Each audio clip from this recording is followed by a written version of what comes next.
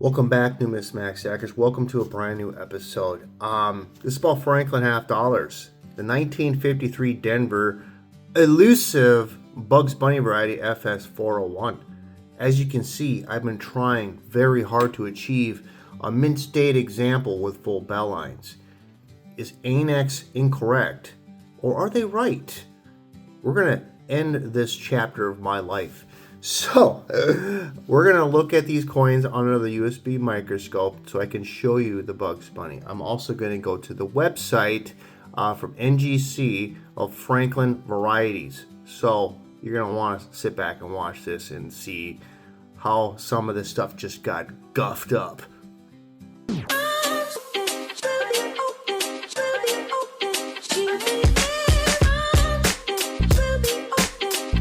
Okay, everybody. I hope you guys enjoy me doing education videos on coins. I'm pretty well adversed with the Morgan dollars, especially 1878s, and I'm fairly adversed on the Franklin series. And I'm trying to get that elusive Bugs Bunny variety in a holder, and it's labeled correctly. So, let's look at this image that we're having, and I'll put this link in the descriptions below. This is a NGC Franklin half dollar variety page. As you can see right here, you got the two icicles hanging out of the nose. This is an obverse die clash. So basically, I'm going to go back here. I'm going to show you the designer's initials. You see that right there. You got the feathers right here. So basically, when there's no coin in the chamber and they squeeze it together, you're going to have clashing marks from the obverse to the reverse and vice versa. And so depending on die rotation is where these marks are going to lie. Are they going to lie lower or lie up a little higher?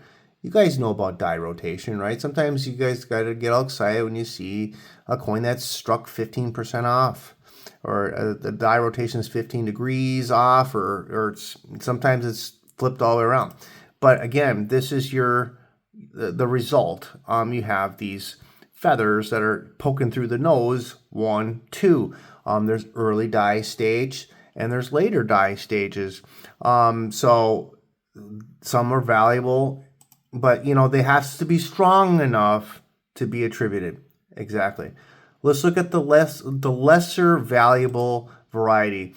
This is the obverse die clash, FS402. And look right here. I mean, it's a little different right here. And I have one from PCGS, and it still looks a little different than that image. Crazy. It's like I need a definitive, actual example so I can go off of that. So let's go over here. I'm going to show you guys with my jeweler's loupe because it's a little easier to see these marks under the nose. I just wanted to show you with the USB microscope how light and shadow comes into play, how you cannot see both of the anomalies under the nose on this particular item, or even with this particular item. And so I'm going to use my bright lights and my jeweler's loupe, and you'll see what I'm actually talking about. But the thing is, are grading companies using the USB microscope and they can't see everything like I'm showing you right here. This is just me being a detective. Alrighty, so I have 4 examples here. This one I sent in years ago to PCGS. I'm going to zoom in a little bit more to crispen this up just a little bit. And then I'm going to use my loupe here and see if we can see that nose. Yeah, you can see how there's just one icicle type thing, anomaly under the nose. That's what PCGS suggests is the FS402 obverse die clash. When we look on the NGC site that we just shown, it does look different, doesn't it? It's crazy. I don't understand half the stuff. So if we go off of this as the industry standard of the obverse die clash, then we're going to have to take that, hey, we sent in a coin, we didn't get a variety attribution. Are they using a USB microscope that kind of doesn't show all the detail because of angle and lighting? So, I mean, I'm going down a rabbit hole here, folks. I definitely see like a late die stage, 2 marks under the nose, exactly like we're seeing. So maybe it's just too weak of an obverse diaclash FS401 Bugs Bunny, that if it's too weak, they're not going to attribute it. So let's just call that.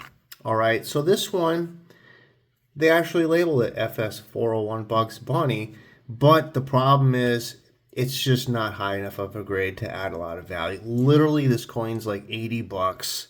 That's it. So let's look at this one.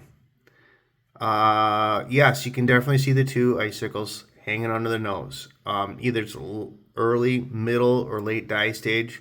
You're going to have stronger anomalies there under the nose, the dye clash. So I'd say that called that pretty good.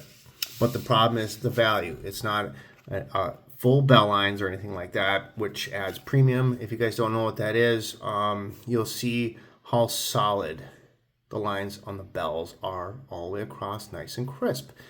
We flip it over.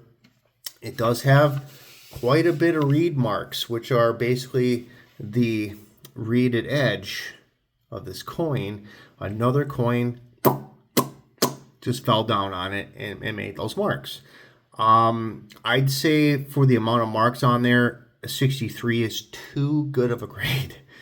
That's just my opinion. But is this incorrectly attributed? I'd say it is. That's FS401. See, this would have made a huge difference in value because that coin's retail would be about $400 versus this one, $80 and AU58. But this is 63 full bell lines. But I think this is more of a 62. But still, it doesn't matter when they got 40 bucks into the coin. And literally, the coin should be a 62, in my opinion. FBL 402, still north of 250. So basically, what do you guys think? Do I have at least a shot at getting 2? But I'm going to be doing 1. I mean, we look here. We have the FS401, just in my opinion, from me just comparing from images. And it's very tough to try and dial in the real pictures. Even if you go to PCGS's website and look at it, you can't even see the dangling dye clash under the nose just because of light and shadow, the way they scan that image. But if you go to the website that I showed you, the links in the descriptions below, you can definitely obviously see that. I've seen examples that were sold on eBay that from PCGS, and you can definitely see those icicles type marks, the dye clash under the nose, just like I've described. We're having them here, but they may be just sort of a little bit of a middle dye state of the coin. There are some that are very early and they're very, very distinct, but still they're there. And I would really just want to close the chapter in my life and actually have a great example from PCGS, Bugs Bunny variety, full bell lines, mint state from PCGS. I hate to speak ill of other grading services, but it's like I'm starting. Have you not seen what's going on with ANAX? Their grading has been like gifted, you know, or their net grading stuff. Like on my last video, why do you have to net grade? Just call the grade as it is, please. Get your varieties correct. You know, I don't know what to tell you, but I'm telling you, this one is going to be sent into crossover and see what happens. It'd be nice to just have a PCGS version of both varieties, just for my own closure. I would suppose. I understand the Franklin market's pretty soft, but I figured I owe it to myself to close this chapter and actually get that variety that I've been trying so hard to get for myself. I hope you guys enjoyed the video, and I hope you guys can see my frustrations that I've had lately. But hey, gotta keep a smile on my face and keep moving forward and keep on trying again. I'll see you on the next video. Have a good one. And I almost forgot, people, as a special gift, I'm going to give away this beautiful coin, just thanking for the support from all of you. A 1942 war nickel, mint state 65. All you need to do is be a subscriber, like this video, and comment below. I will use the random comment picker, and I will choose a winner on the following video. Thank you very much.